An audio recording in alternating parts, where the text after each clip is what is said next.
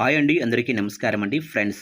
దిశ మార్చిన అల్పపీడనం రేపటి నుంచి పలు జిల్లాల్లో భారీ వర్షాలు అంటూ ఇప్పుడిప్పుడే తెలుగు రాష్ట్రాలకు సంబంధించిన వెదర్ రిపోర్ట్ అయితే రావడం జరిగిందండి.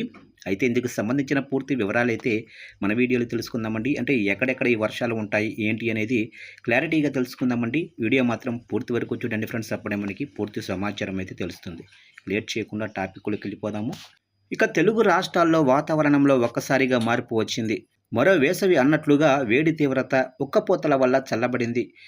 బంగాళాఖాతంలో ఏర్పడిన అల్పపీడనం ప్రభావంతో వాతావరణంలో మార్పు కనిపిస్తుంది. దీనికి అనుబంధంగా సముద్ర మట్టానికి సుమారు 5.8 కిలోమీటర్ల ఎత్తు వరకు ఉపరితల ఆవర్తనం విస్తరించి ఉన్నట్లు వాతావరణ శాఖ వెల్లడించింది. రాబోయే 24 గంటల్లో ఈ అల్పపీడన ప్రభావం క్రమంగా బలహీనపడే అవకాశం అయితే ఉంది. దీంతో తెలుగు రాష్ట్రాల్లో పలు ప్రాంతాల్లో భారీ వర్షాలు కురిసే అవకాశం అయితే ఉందని వెల్లడించారు. ఏపీ, తెలంగాణలో వాతావరణంలో మార్పు కనిపిస్తుంది. అల్పపీడన ప్రభావంతో రాగల 3 రోజుల పాటు తెలంగాణ, ఆంధ్రప్రదేశ్ రాష్ట్రాల్లో విస్తారంగా వర్షాలు కురిసే అవకాశం అయితే ఉందని వాతావరణ కేంద్రం హెచ్చరించింది. తెలంగాణలోనే పలు జిల్లాల్లో తేలికపాటి నుంచి మోస్తరు వర్షాలు కురుస్తాయని అంచనా వేసింది. ముఖ్యంగా శని, ఆదివారాల్లో రాష్ట్ర వ్యాప్తంగా పలు ప్రాంతాల్లో తేలికపాటి జల్లుల నుంచి మోస్తరు వర్షాలు పడే అవకాశం అయితే ఉందని వెల్లడించింది.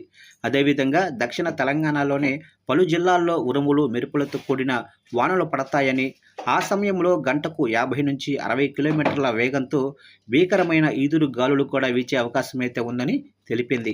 ఈ 2 జిల్లాల్లో గంటకు 30 నుంచి 40 కిలోమీటర్ల వేగంతో బలమైన ఉపరితల గాలులు కూడా వీస్తాయని అధికారులు స్పష్టం చేశారు.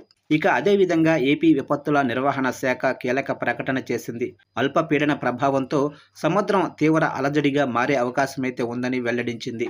తీరంలో అలల ఉధృతి పెరుగుతున్నందున మత్స్యకారులు ఎవరూ కూడా వేటకు వెళ్లరాదని సూచించారు. కోస్తా ఆంధ్ర తీరం వెంబడి గంటకు 40 నుంచి 50 కిలోమీటర్ల వేగంతో గాలులు వీస్తాయని పేర్కొన్నారు. ఈరోజు శనివారం విజయనగరం, పార్వతీపురం మన్యం, అల్లూరి సీతారామరాజు, కోనసీమ, తూర్పుగోదావరి, పశ్చిమ గోదావరి, ఏలూరు, కృష్ణా, ఎన్టీఆర్, గుంటూరు జిల్లాల్లో అక్కడక్కడ మోస్తరు వర్షాలు కురిసే అవకాశమైతే ఉందని వివరించారు. మిగిలిన జిల్లాల్లో కూడా కొన్ని చోట్ల తేలికపాటి జల్లులు పడతాయని వెల్లడించారు.